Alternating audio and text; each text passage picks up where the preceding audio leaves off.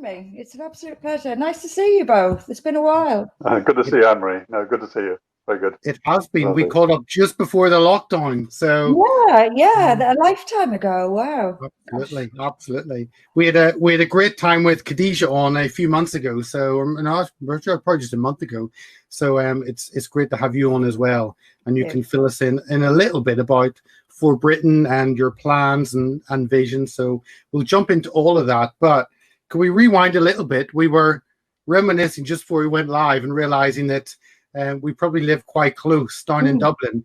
Do you want to give us, don't have to go so far back, but do you want to give us a little bit of your background before we go into your activism and then your political side? Okay. Well, I'm born and raised in Dublin, as you know. You can tell by the accent. I'm sure you know it better than most. You still got it. I've got rid of mine. I think I've got a Northern Irish one. So do you know? It's funny. When I'm in Ireland, I have an English accent, and when I'm in England, I have an Irish accent. And I think it's a little bit of a mishmash of the two now. But yeah, I've spent pretty most of my adult life in London.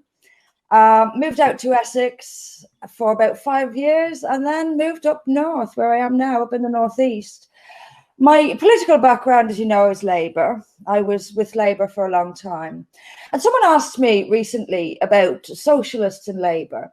And I thought, I don't think many people in Labour think of themselves as socialists at all. And I didn't. And it wasn't a socialist thing for me.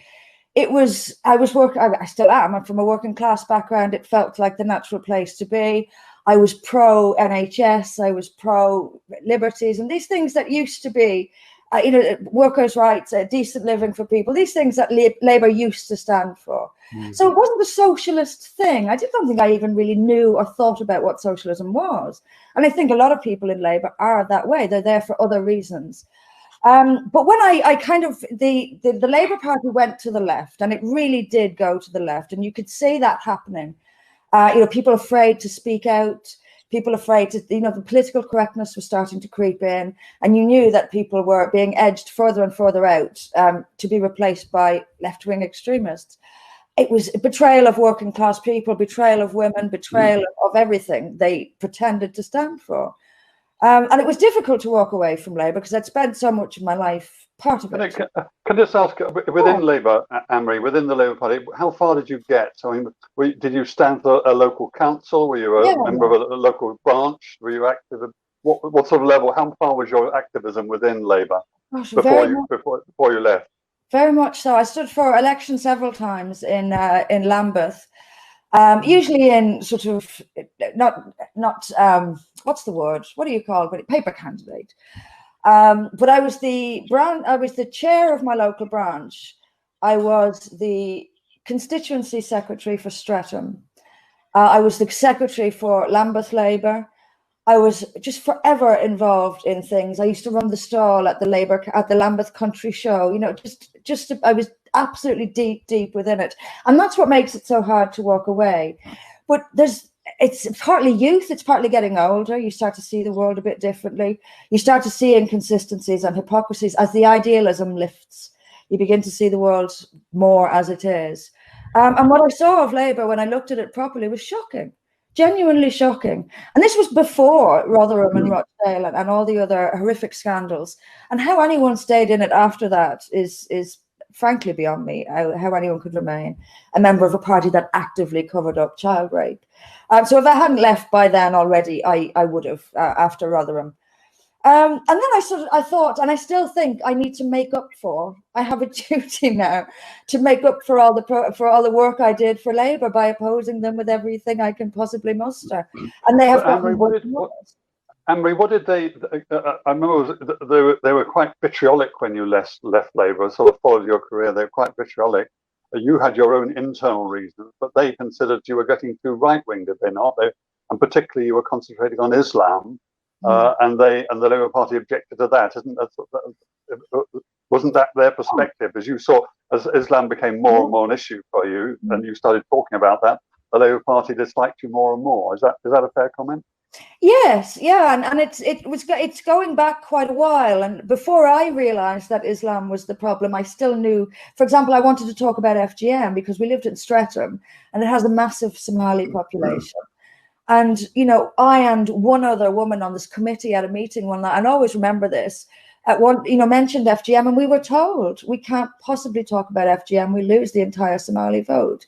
And I thought, so it's really, there's not, we're not talking about something minor. We're talking about child mutilation. So where are the morals? So even then, I was getting a couple of looks. But what really did it was when I did the Oxford Union, the Islam is not a religion of peace. They literally turned their backs on me afterwards. People I'd campaigned with, I'd known, wouldn't speak to me. I mean, What year was that? What year was your Oxford Union debate? Oh, what year that was? Good question. So I really don't know. Let me. I really don't know. What is it? It's probably about 7 or 8 years ago. Do you think? Okay. I don't know. I really don't know. I'll quickly check it. 2013, July 2013. 7 years ago, yeah. But it feels longer than that. But also, it was an awful night. That worst speech I've ever given by a million miles, and of course the one that's most been watched. That is definitely typical, isn't it? The speech is your most well-known. That's interesting. Why was it your worst speech? Oh, it was dreadful. It was dreadful. I wasn't prepared at all. I'd literally gone from canvassing and campaigning down in Brighton straight to that event. And I think it was the day after Lee Rigby, or 1 or 2 days after Lee Rigby. And so I was any news I was involved in at that time was all about that. And it was just one of those nights. I was sitting next to, I don't know, you've done Oxford Union, the dinner they do beforehand. Yeah. I was sitting next to this awful figure, his name escapes me now. He's gone off the radar now. He used to do big questions and things. I'll think of his name. But yeah, I was sitting next to him, and he was dreadful, and it was just one of those nights, and I was completely unprepared in comparison to everyone else. My mind was just completely elsewhere for days, and it was the first time I'd done the Oxford Union, so I didn't quite know how it works, and no one explains it to you either. So I was winging it basically. I've obviously progressed a lot since then, but at the time, that was not a great evening. They think they're very. Oxford Union thinks it's very important, doesn't it? So you get wined and dined, and you will go and bow and scrape. And you have to be done up in your DJ and all that sort of thing. I've done it twice. But they like that. I think they're very impressive. And it's all very formal. So I can imagine you go in there trying to wing it. It probably wasn't the greatest. Not my proudest moment. But of course, the one that goes viral. That's Sod's Law, I think they call that.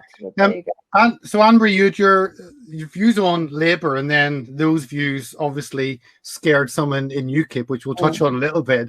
But what in Labour, a concern of Islam wouldn't really fit into normal campaigning. It wouldn't come up on any of the issues that Labour were campaigning on. So was that you personally looking into Islam and realizing there was something that didn't fit, or how is it that you came across that issue and became so knowledgeable and grabbed onto that? Well, it was through a friend, actually. When I did my law degree, a colleague of mine who we used to sit together in class, she was a devout Muslim, a hijab-wearing Muslim. And I got to know her quite well, and I got to know quite a bit about her life. And I was horrified by what I learned. She really thought, she very casually told me that her sister was on the run in Scotland, and if her brothers found her, they would kill her. And, it was sort of a shrug of the shoulders. And I thought, she doesn't actually see how wrong that is. It's almost normal. There was almost something acceptable about it to her and inevitable about it. But anyway, things about her life, she told me stories about how she was treated by her family. But she wasn't telling me for sympathy, if you see it. It was very past remarkable. It was almost as if everyone has that kind of life. And that's what shocked me. I was already becoming aware of Sharia courts through my law degree, because I wanted to do family law, and the Sharia courts came up. And it was largely through getting to know a Muslim that my interest in it started. And I started to read, I started to study. At the same time, I started to find out about the Sharia councils because, as I say, family law was the area of interest. And it all came together, I guess. And inevitably, the road took me with it. I didn't plan this. I planned to be a solicitor and settle down into, sort of semi-normal life. But destiny had other plans, it seems. I certainly never expected to end up here, but I'm very glad I did. Being a solicitor is very dull anyway. Sorry, solicitors, but it was for me. It was for me. How vocal were you on what you were learning on Islam within the Labour Party? Quite. I mean, I had when Baroness Cox introduced her bill, I organised for the local party to debate it and to vote on a motion. I put forward a motion saying we are going to ask our MP, who at the time I think was Keith Hill, or it might have been Chuka Umunna. If it was Chuka, it was only just. But my memory's not great of these days, is it? I think I've blanked it all out. Trauma. But I put forward a motion saying our MP will support Baroness Cox. We're calling on our MP to support Baroness Cox, and indeed Labour MPs to support Baroness Cox in the House of Commons. We passed that motion, but I think 2 people, there's a room of about 40 odd people, 2 people dissented, and everyone else passed it. And of course, nothing came of the motion. But we had a really interesting debate, and people were on side. And it's interesting. It's almost as if you can talk about these things, but as soon as you relate them to Islam, you lose the audience. If you are going to say FGM is awful, but of course it's got nothing to do with Islam, people will say, okay, we can. But if you say FGM is related to Islam, the clerics who justify it in Egypt, for example, justify it using hadiths of Muhammad, and that's a statement of fact. To say it's caused by Islam is too strong, but to say it has nothing to do with Islam is also completely false.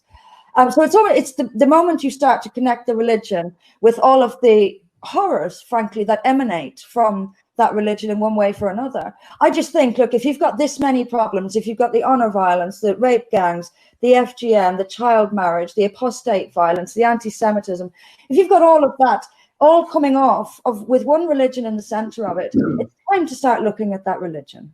An ounce of common sense tells you you've got to start looking at that religion. But the moment you say that, people stop listening and start calling you all sorts of names. So remember, you left the Labour Party in due course. If we can just move you on, did you then go straight into UKIP, or did you have a gap between the two, or what happened? I had it for once, actually, and I'm sure he won't mind me saying this, but it was Lord Pearson who said to me that you should join UKIP, and if you do, I will be your referee for a parliamentary seat. And I had a fantastic lunch with him in the House of Lords, as you and I have done several times, Alan, and indeed Peter. And yes, I just at that Baroness Cox came in and joined us, and you might have been there, Alan. That when I sat down with Baroness Cox and Lord Pearson, and they signed off on my application form to be a parliamentary candidate for UKIP. Yes, I remember. Yes, indeed. Yeah. So yeah, that's pretty much how that came about. And then we had the whole fiasco here I'm in Essex at the moment, of getting selected for one seat and then standing down from that seat, and then madness. I ended up in Lewisham East, which was great. I loved that campaign, the first campaign in Lewisham East, and I was delighted to come third in a London seat for UKIP. It was great. And then, of course, the second time when I was selected again by the party members to stand for Lewisham East again, Paul Nuttall had other ideas the next day and still hasn't told me about it, by the way. I still haven't been contacted by UKIP to tell me that I'm deselected from that seat. Can we just go back a bit, Anne-Marie?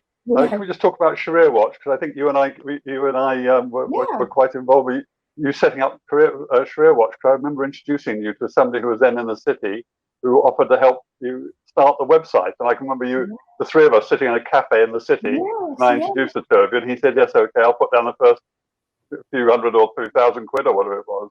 Remember that, wasn't it? And it's still going now. Sharia Watch is still going now, isn't it? So it is, yeah. It's not being run by me anymore. But yeah, it's still going, and it's a fantastic resource, and the guy who's running it is making it bigger and better and bigger and better all the time. So yeah, gosh, the memories are flooding back now, Alan. a lot has happened, hasn't it? And we've known each other a long time, actually. We've been doing this a long time, haven't we? Yeah, indeed. Sharia Watch is becoming a very useful resource.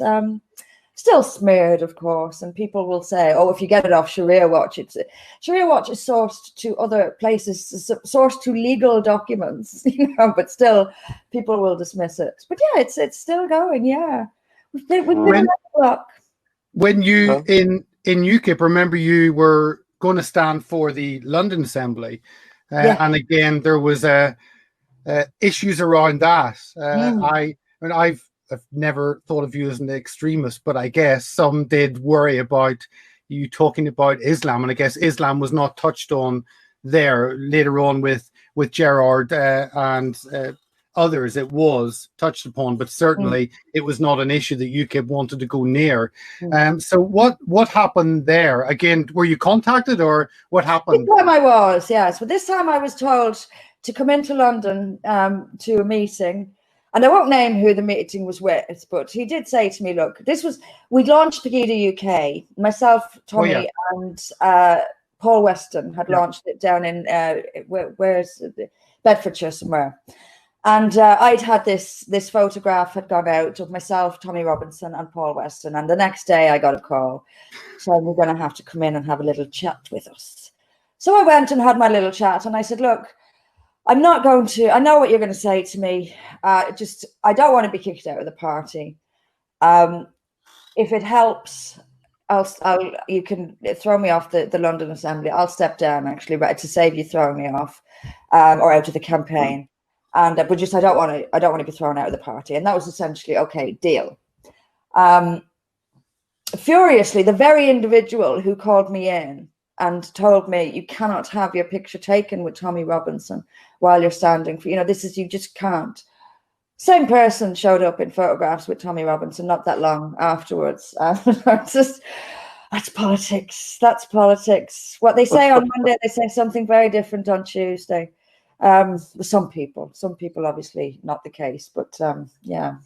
So it was Tommy. It wasn't your views on Islam. It was purely toxic Tommy striking again. Well, I'm sure the Islam thing didn't help, and I probably gave them what they were looking for, a prime excuse to get rid of me. And yeah, so I gave them a little gift with that one. Kind of knew it wouldn't end well, but sometimes you just have to do. Sometimes you just have to do something. I didn't. Yeah. And then we moved on with the leadership election. You ran for leader, and that was a huge issue for the party, and so on, wasn't it? And tell us about that. How do you find that whole thing? And as you say, that didn't end well either, but it was a huge issue for you and for the party, and so on and so forth. So, what do you think? How did that go? Tell us about the leadership election. The word trauma springs to mind. I think I've used it more than once this evening, actually. No, it was I have to be honest, it was a dreadful, dreadful time. It was really, really difficult because you had to go to the hustings, and the longer this thing went on, the more opposition I got from the other candidates. And by the end, it had got into the really childish point where they wouldn't even talk to me. And it was, and so you've got this, they're quite obviously backing each other up on stage while I'm sitting there very much alone and sole figure. And that's tough to do. And it's tough to keep yourself upbeat and passionate and sort of when in the midst of all that. So it was really, really difficult. The press assault was the first time I'd really experienced that kind of press coverage. That's really, really difficult as well. And it was the first time I'd gone through all this. So I hadn't yet grown the thick skin that is needed to be attacked by the mainstream press in that way. So it was really, really tough, but it was an experience that made me in many ways. It took me a while to get over it, and I wasn't operating at 100% for some time afterwards. I didn't trust anyone for ages because the ITV had sent a reporter to follow me around for quite some months. She was recording me the whole time. This was the second time in the same era that a journalist had befriended me only to record me. And it sort of, all this stuff happened at once and I wasn't used to it. And it was very difficult to grow the thick skin. So it was a difficult era, but it was one of the best things that's ever happened to me. Because it sort of catapulted me into that arena of politics. I was on party leader level without having to go through a lot of a lot of experience I could have had to go through to get there. I came second, which was wonderful. So I'd come ahead of all these UKIP bigwigs with all this antagonism towards me, and to come second was perfect, actually, because to win would have been a disaster. They would have made it so difficult for me. So coming second was the absolutely ideal. I got my little bit of smugness when Henry Bolton turned out to be a complete and utter catastrophe. If I were the type to be smug and say "told you so," then I would have, but I'm not the type, so I didn't. I remember standing at the back of the hall, and it's funny that Alan was heading up David Curtin's team. I was in Peter Whittle's team, and I remember the gasps in the hall when Peter Whittle came fifth, and then the gasps whenever you came second. And then I had an applause when I came second. And they thought they'd won. They had defeated extremism, and they got Henry Bolton, who, yes, enough said about that, the better. Yes, well, quite. I remember during the fiasco with Henry Bolton and that, and when he went, and you were doing live stream videos and saying, "I'm really sad that all this is happening." And I thought, how can you be sad? You must be saying, "Oh, you can't be sad." And the rest of us were really laughing, actually. Oh dear, he was a complete and absolute disaster. And then, of course, it's all been down. Then they had Gerard, and it's been all gone downhill ever since. And now it's nowhere. It's absolutely nothing. So there we go. But then what happened soon after UKIP? You set up For Britain, and I remember we were hearing difficulties about you getting the name. You had to have difficulty getting it registered with the Electoral Commission and so on. But in the end, it was successful. Yep. I think we were. I think if we tried to register now, we probably wouldn't be able to. Part of me thinks we may have been one of the last far right, people smeared as to actually get through the Electoral Commission. I don't think we'd get through it today, so I'm quite lucky, I think, in a way. Yeah, we had long struggles with them. They're very nice, the individuals are very nice, and they do actually give you the support that they are paid to give you. If you ask them a question, they'll answer you, and they do. But you know that it's there. There's obstruction the whole way, and they told us that For Britain was too similar to a slogan that had registered by a Scottish party, a small Scottish party registered a slogan for a united Britain, and they told us that this was too similar to. And if you look on the electoral register, or the list of elected registered parties, there's the Democratic Socialists and the Social Democrats and the Socialists for Democracy and the Democrats for Socialism. And, but suddenly we were, no, that's too similar to For a United Britain. Oh, come on. So, this sort of thing. And then they let us have the one name, which was the word movement in it. They're quite obvious in their obstruction. But we did everything right, and we were very, very careful. And this is something about setting up a political party that you don't necessarily know, well, you don't know until you go into it, is all the formalities and all the legalities and on all the accounting. And you need to know what you're doing with this stuff, because if we put a foot wrong, they will go for us. So we absolutely make sure that everything, and we made sure from day one that everything we did was spot on, and all our accountants are always spot on, audited, everything, absolutely, all our I's dotted and all our T's crossed, because you've got to be. And I still am more than aware that if we put a foot wrong, we'll be in trouble. Whereas, of course, we know that certainly Labour wouldn't be in any trouble at all. Well, I'm hoping that the anti-Semitism stuff may bankrupt Labour. Who knows? That's what they're saying at the moment. So, well, I hope something bankrupts them. But they do have a lot of members, you see, don't they? And what are the biggest party in Europe? That's the problem with Labour.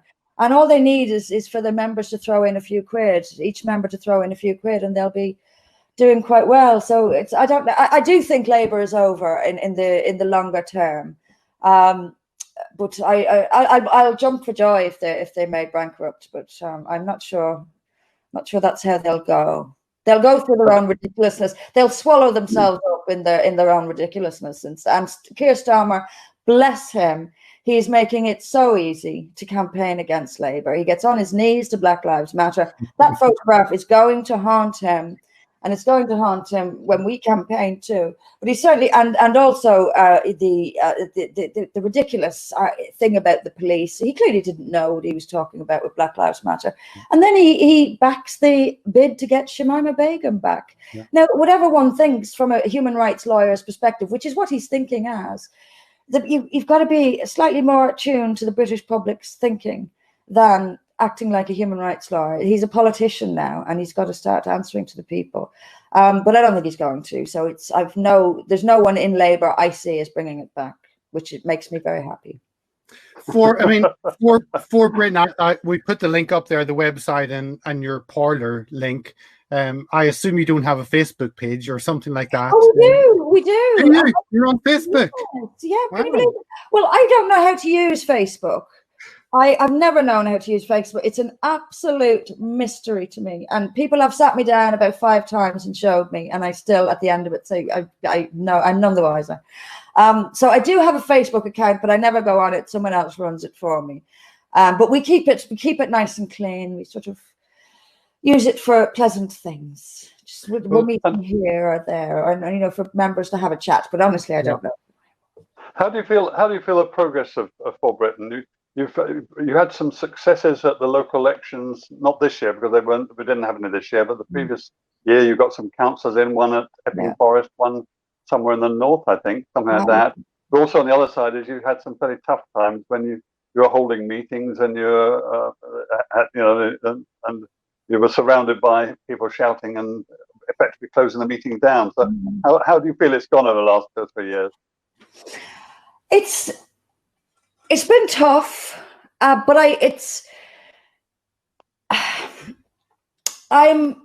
in many ways, it's gone so much better than I expected it to. In many ways, it's been tougher than I expected it to.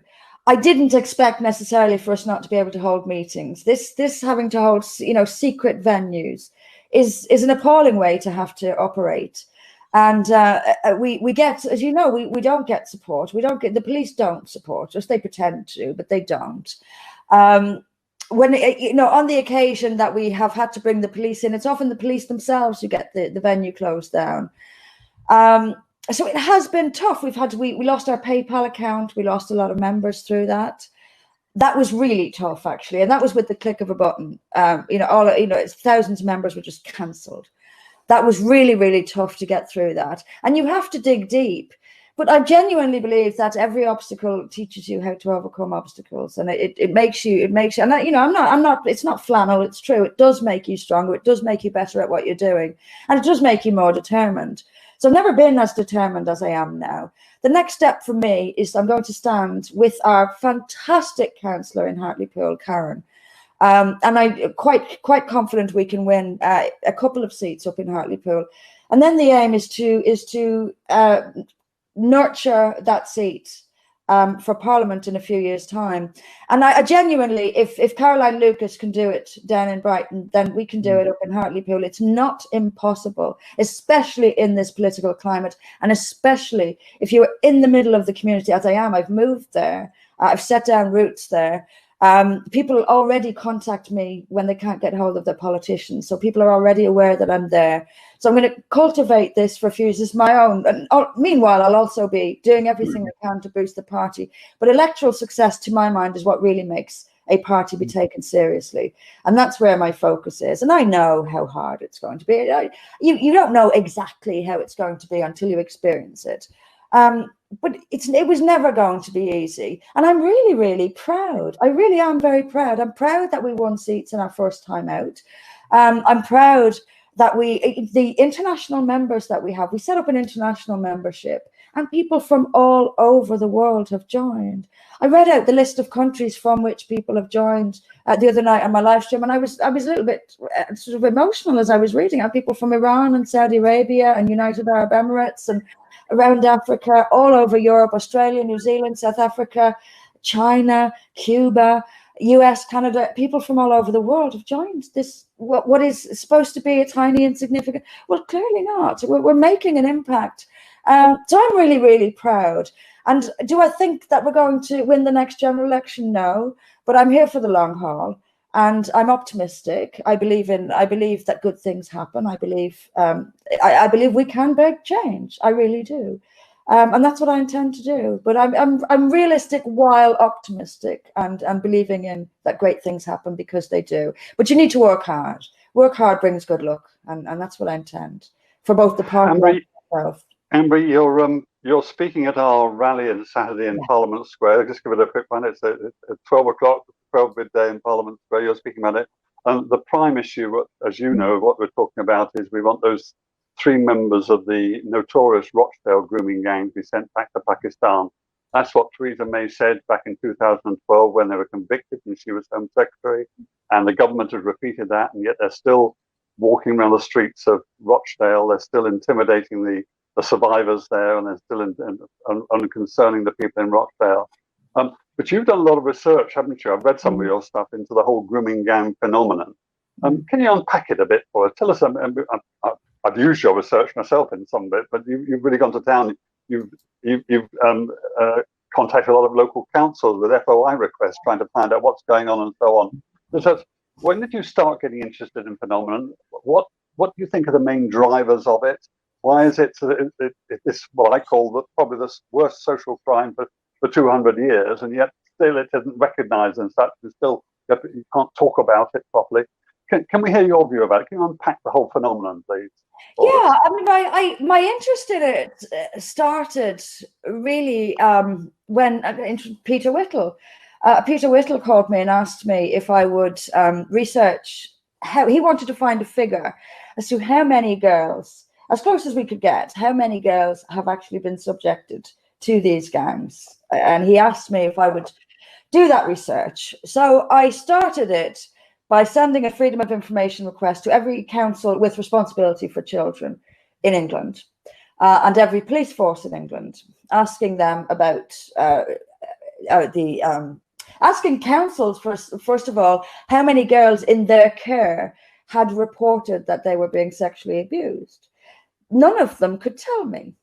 It was, and this is post Rotherham, and none of them could tell me how many girls had told them that they had been sexually abused. So there was no records being kept at all. They told me, most of them wrote back to say it would take us outside the 28-day limit that we are obliged to offer you. And the reason it would take us outside that is because we would have to go back through every individual file to find out if any accusations were made. And this was essentially across the board. This was almost every council came back with the same answer. The police, if they did respond, not all police forces respond, if they did respond, they would send a spreadsheet which was all, as I said in the report that I wrote, the only consistency was inconsistency. There was the recording of victims wasn't, the ethnic identity of victims wasn't made.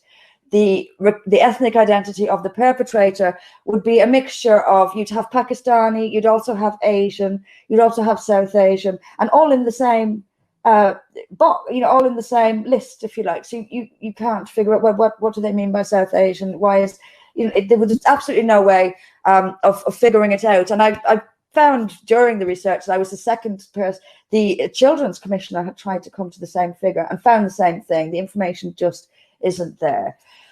What did I discover? I discovered that people are terrified to talk about it. Nobody wanted to talk to me. I would set up several meetings and they would be rearranged, only to never happen. I got in touch with, I don't really want to name some of the people that I got in touch with that had agreed to speak to me and then wouldn't, but some big names. And you'll find that when you do get to speak to people, there's a lot, they're almost saying the same sentences to you. There's no, this abuse happens in all communities. There's no reason to associate this with any community, and most rapists are white, and they're well rehearsed. So it was very, very frustrating, actually. But where does it come from? It comes from several things. I called my report a perfect storm, because you had a perfect storm. You have a perfect storm of Labour governance. Almost all of them happen in Labour areas. So you have Labour, which depends on the ethnic minority vote, has made itself depend on the ethnic minority vote by turning its back on the native British working class. So it was more and more dependent.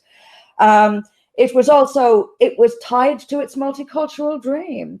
And when you've devoted your life to a philosophy of one world and we're all alike, it's hard to give that up. They don't want us to be right about this. They don't want multiculturalism to have problems.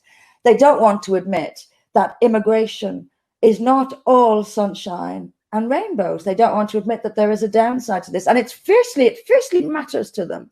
And you have a police that is politicized and frightened. Even back then, it's way more frightened now. The police are more frightened now, thanks to Cressida Dick, than they've ever been.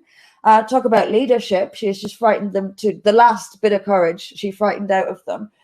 So it's a perfect storm, but we cannot let Islam off the hook on this. This is a culture, and even some honest Muslims, like, yeah, I don't like Yasmin Al-Brown, we all know what she is, but even she had to admit that this is widespread across Muslim communities, this attitude towards young white girls, that the way they dress makes them available. And I've myself encountered Muslim men who think that Western women will actually get into bed with anyone. And that is a common attitude. And so all of that mixed together makes for, it's a toxic mixture. And the result of it was the gang rape of unpunished to the point of facilitation of child rape. And it's still going on. And I met Jane Senior last time I was in, I think it was when the 1400 campaign launched. I met Jane Senior there, and she told me Rotherham is worse now than it was prior to the J report, because people think, the eye is off Rotherham, if you like. They think the problem's been solved in Rotherham. So more and more of it is going on. It's almost like hiding in plain sight. It's truly appalling. And we know what happened to Sarah Champion when she, people don't like me saying this, but when she eventually spoke out. She spoke out 3 years after the Rotherham. I'm sorry, I think that was too long, but at least she got there in the end. And look what happened to her. She lost her front bench job to be replaced by Naz Shah. Naz Shah, notorious for that behavior on Twitter. I mean, Labour couldn't possibly design. They may as well just put a big banner with a middle finger up to the British people by doing that. It's truly shocking and appalling. But yeah, it's the perfect storm of toxic culture and attitude meets a lazy and frightened public unwilling to stand up for its own children. I was talking to somebody who about this whole issue, and she's of the strong view that it's a cultural thing. It isn't a racist thing in the sense that it's Pakistani men and white English girls, or indeed any non-Muslim girls, because she was saying her understanding, although she's English herself, her experience with her contact within the Muslim community is these men do it to Muslim girls as well, but of course you hear nothing about it because the community covers it all up. What do you think about that? Do you think that's true, that it isn't just an Islam on the Kufr girls? It's men in a particular culture have no restraint, so they'll do it wherever they get a chance, including within their own community. Do you think that's a possibility? Absolutely, I've no doubt at all that Muslim girls are abused terribly, but the abuse of women and girls generally is. I think you and I have disagreed slightly on this in the past, Alan, but it is in the Quran. There are sections in the Quran that are completely unambiguous about the treatment of women and girls. So, I think that the reason they went out, you're right, I think they'll get it wherever they can, they'll take it wherever they can get it.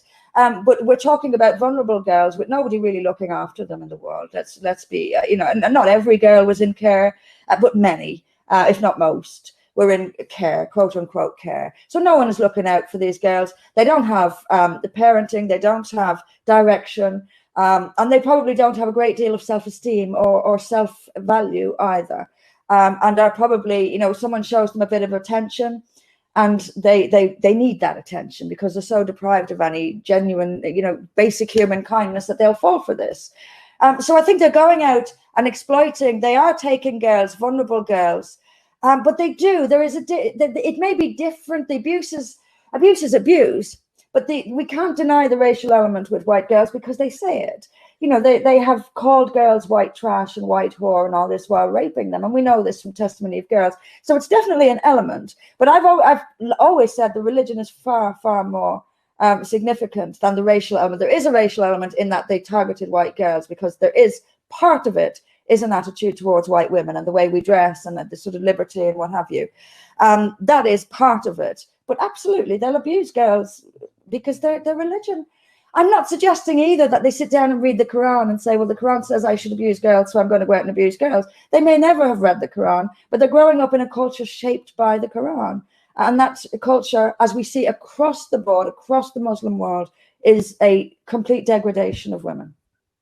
Why do you think it is? I mean, Hearts of Oak, together with our local partners up in the Northwest, in Rochdale and elsewhere, Women Against Groomers, and together, not only have we got this rally on Saturday, demanding that these 3 particular guys should be sent back to, these paedophiles should be sent back to Pakistan. We've also taken legal action against the Home Office, against the Home Secretary, trying to get things going. So we started the action, we've delivered our pre-action letter, we're now getting witness statements together, and we'll see the government in the High Court in due course.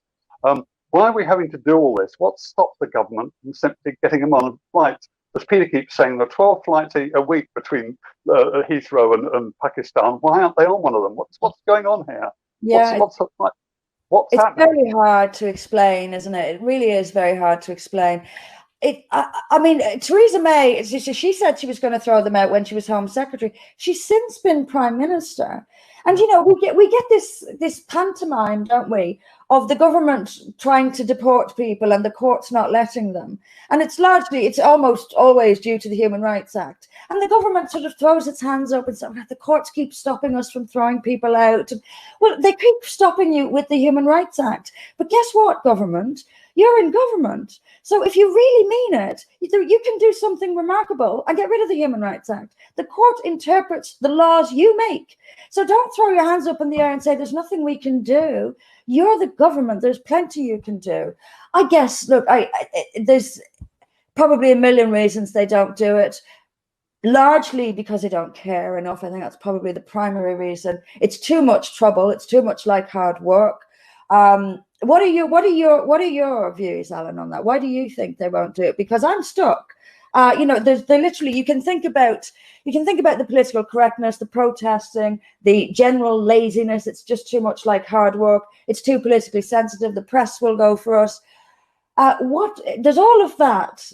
And it's either a mixture of them or all of them, or what do you think? Well, in Rochdale as a view, I mean, the odd thing about this one, it's almost, I mean, Andy Burnham, the mayor of Manchester, has said these men should be sent back. You know, senior Labour politicians, so it's not just Tories.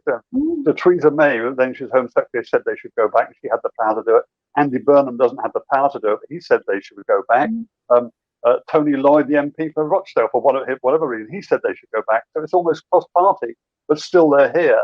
I've heard the word in Rochdale itself. They say, well, that these guys have friends in high places, you know, and the Home Office is not fit for purpose. And actually, a lot of people from the same community at a high level within the Home Office. I don't know whether it's true or not, but it doesn't make sense. But you know, we're going to have to keep the pressure up. We're going to have to get the legal pressure up. We're going to have to keep and Saturday we want all your people and everybody else to come and make a big noise on Saturday. Get these men on a flight back to Pakistan. So in the end, it makes the government forced to do something. What else do you do? I don't know. Yeah, no, you're right. You're right. We need to protest. I mean, I'm a big believer in protest, but one of the reasons is that I don't think many people realise that these 3 are still in the UK. You know, when the press doesn't, I think I had a look at it today. I think the last report was from March this year, and it's sort of tucked away. There's no big bells and whistles around it. So I don't think a lot of people realise that they're still here. So that's one crucial part. But I mean, well done on the legal case. That'll be interesting. What do you think of? I mean, Priti Patel has I had such high hopes for Priti Patel. You know, but she's overseeing illegal immigration coming in, being ferried in by the Border Force. So I'm not sure she's going to be the Home Secretary to do it either. But, you know, very good point about the friends in high places. I do think it's very relevant. I'm not sure how high, but they don't have to be very high for politicians to back off when it comes to Muslims, speaking frankly. They don't have to be high at all for people to back off. So yes, it's a very plausible explanation in my view. There are some good signs. There's a report in the Manchester Evening News, but maybe a couple of weeks ago now, and they said they're clearly been briefed by the Home Office or by the Immigration Service, and they said, well, there's one of the three, I think it was Aziz, one of the three guys. They said the Manchester Evening News said that they had been informed by the Home Office that this particular one of them may be on his way out. Looked like, well, I wonder if we're making some progress. You don't really know what's going on, but it's a bit of a PR job. But it gave us a bit of hope that something's going on. And our solicitor, who's working for us on a legal case, he said he thinks that if we keep this legal case going, the government will fold and get them out. He said they won't want to fight a legal case over this because they haven't got a leg to stand on. The government itself has said they want them out.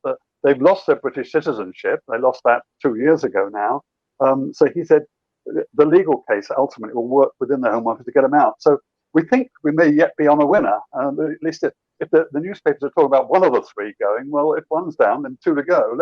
Let's get them all out. Let's keep the pressure up. This could be a win for us yet. So fantastic! I really hope so. And you know what? It'll give people a bit of hope if that happens, that we can actually make change. Because we let's be fair, it's not just those three.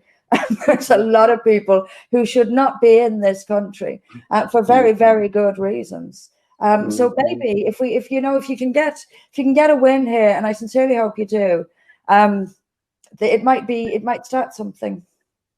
The other thing we're exploring, you'd be interested in, Anne-Marie, that we're exploring is the possibility of survivors taking civil action against the perpetrators. And this could be quite good. We were advised again by lawyers that actually, if you take civil action, if a survivor takes civil action against her perpetrator who has been found guilty in a criminal court, then it's a slam dunk case. And actually, he said there could be a lot of money involved. You could bankrupt the perpetrators in addition to that. And the survivor could bankrupt it. So that's another one we're exploring.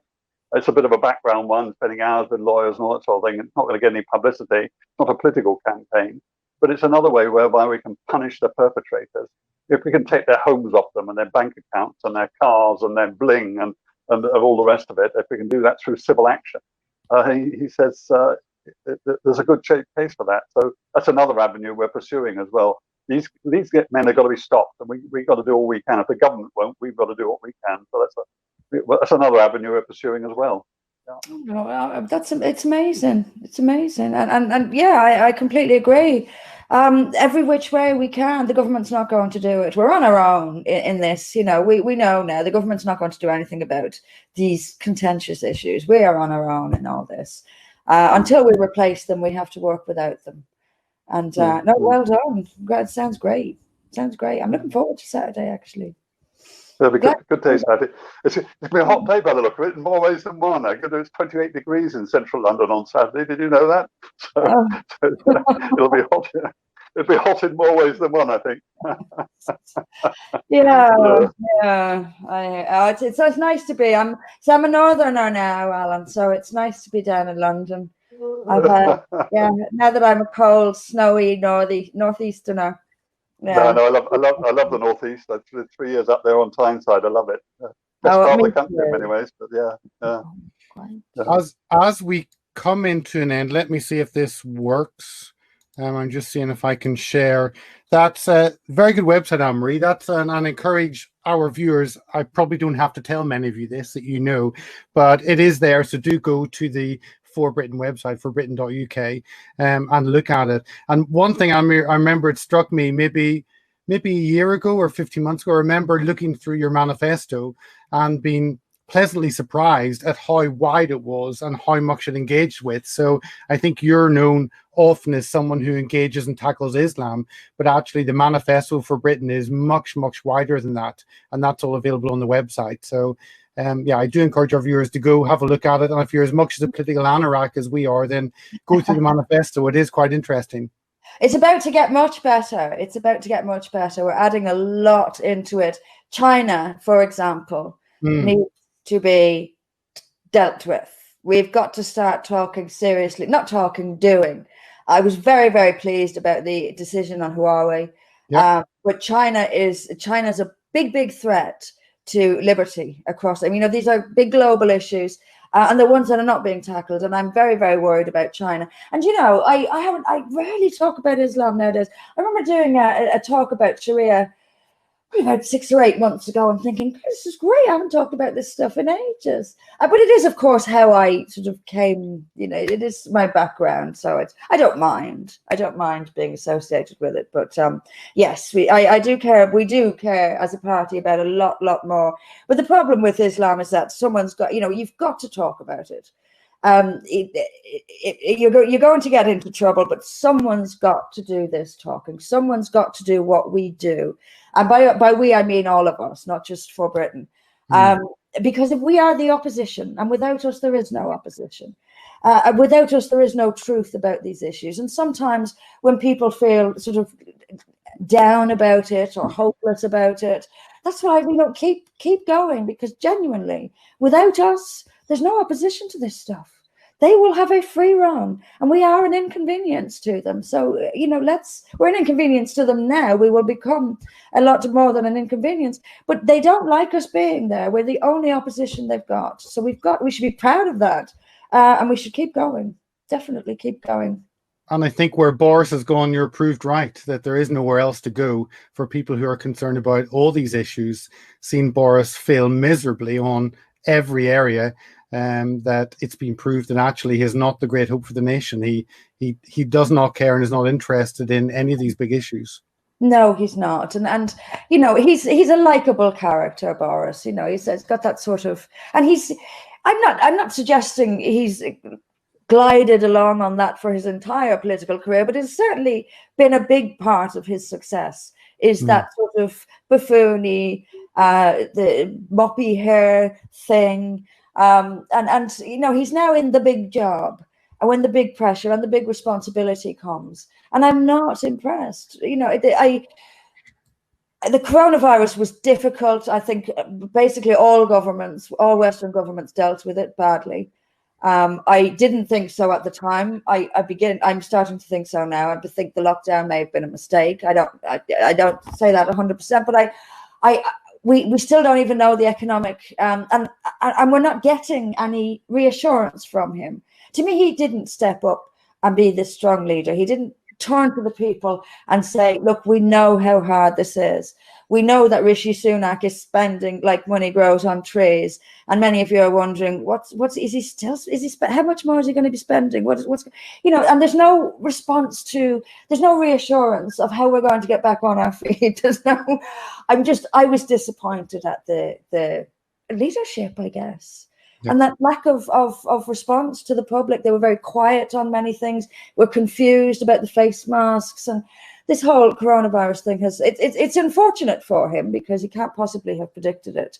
But I'm not convinced this government, and not just Boris Johnson, has handled it well. And of course, in the midst of it, we have the things you mentioned to me in your email, Peter. We've got this cancel culture. We've got Black Lives Matter. We've got Winston Churchill's statue covered up in Parliament Square.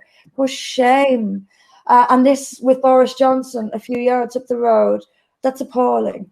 That is appalling. I wouldn't have expected, if that happened under Jeremy Corbyn, I'd be slightly surprised. But for it to happen under Boris Johnson is appalling. And he didn't actually, he left it to the police. He's washed his hands of all the big things. I expect a prime minister, a conservative, pro-British prime minister, to fiercely object to any covering of Winston Churchill and to make sure that covering is taken off, that symbol of British history is restored and protected. And instead we had police watching while it was defaced. A shameful moment and happening under Boris Johnson. And frankly, other than the speeches they make, I can see little difference had Corbyn won the election. We've had police on their knees to communist anarchists. Churchill covered up. Mass illegal immigration continues. Did Corbyn win? There's little difference. There's little difference. For me, even worse than the Winston Churchill one was the person who climbed up on the cenotaph and started burning the Union Jack. I mean, to go to almost the Holy of Holies, hundreds of thousands of families up and down the country lost a father or grandfather during the wars, and that's complete. To do that, I thought was absolutely monstrous. And the police sort of stood there. They have arrested the woman who did it later on. They did do that, but which brings me on to the really final point. We'd love your supporters to come, and you're for Britain. We'd love all your supporters to bring Union Jacks. We want lots of Union Jacks out there on Saturday. We're unashamed. We're patriotic. We're unashamed. And we want to be united, all of us united. We call ourselves Black and White United. There'll be black people on the stage, white people, but everyone will be there because they're pro-British. And so if you can get your supporters to bring your for Britain supporters to bring their British Union Jacks with them, that'll be fantastic. That will be really good. That would be a pleasure. Very good. Thank you, Anne-Marie, for we've taken more of your time than we said, and we didn't even get on to Black Lives Matter cancel culture. That'll have to be another live stream at a future date. We'll just have to do this again. Absolutely. It's fun. Shame. What a shame we have to come back on and do it again. Oh well, life's tough sometimes. So thank you. Looking forward to having you with us on Saturday. I was going to share our Parler screen just as we finish off with people. Let me just for us. Let me bring. So that's all. Everything is available there on Parler, which is a safe place to be. There's Anne-Marie, and there we have. What do we have? So there are two great videos. So we got a problem. Did a video just out of the blue for us, and that's their one. And Zero News did one, and that's theirs. And then it's also got the graphics you can put out. So everything is available on Parler. You can just pull that and you can send it on to whoever you would like. So do take advantage of that and spread the word. And as we've said, the legal action continues, but we want to make as much noise as possible and show the government that actually the British people are angry about this and will keep making a noise until something is done. So look forward to seeing you on Saturday. Before Saturday, we have David Vance with us on Thursday. The great catch up with David Vance a couple of weeks ago when it was over in Northern Ireland. So we had a good lunch together in a socially distanced M&S. I hope so. Oh, they had barriers between each table, and they were clear glass ones. I think they call them spit barriers or something. We said we're not going to spit at anyone, but no, we were put in a little cubicle away from everyone. So David Vance will be joining us, obviously runs Alt News Media. So tune in on Thursday for David's views. And then Saturday, look forward to seeing you. Anne-Marie will be on the platform, as will many others. And we'll be there from 12 o'clock to 2 o'clock with a big screen, PA system. It'll probably be the first big demo of the year. I'm sure you've all been locked on or desperate to get out and make some noise. So this is the place to be. Make some noise in Parliament Square on Saturday. So thank you very much for joining us. And once again, Anne-Marie, thank you so much for being with us. It's been a pleasure. Absolutely. Thank you. Very good. To talk to you both. I hope you're doing well. Pleasure. Look forward to seeing you. And good night to all our viewers. We will make America great again.